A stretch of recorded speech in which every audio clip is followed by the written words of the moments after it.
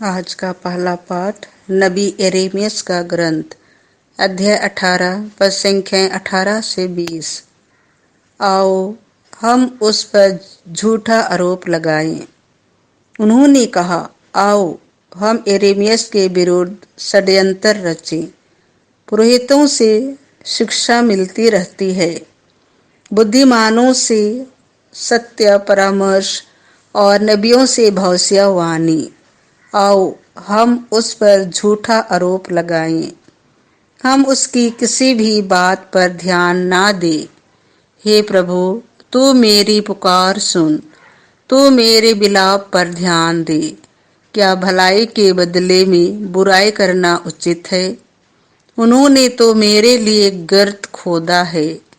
याद कर कि उनके पक्ष में बोलने और उन पर से तेरा क्रोध दूर करने के लिए मैं तेरे सामने खड़ा रहा। यह प्रभु की वाणी है।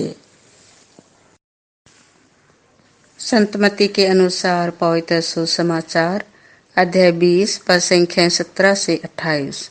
वे उसे प्राणदंड दिलाएंगे। यीशु यरूशलेम के मार्ग पर आगे बढ़ रहे थे। 12 को अलग ले जाकर उन्होंने रास्ते में उनसे कहा, देखो हम यरूशलेम जा रहे हैं।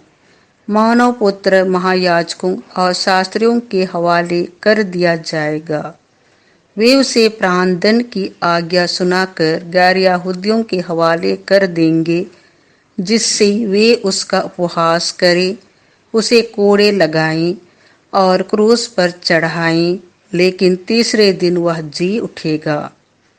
उस समय जबेदी के पुत्रों की माता अपने पुत्रों के साथ यीशु के पास आई और उसने दंडवत करके उनसे एक निवेदन करना चाहा।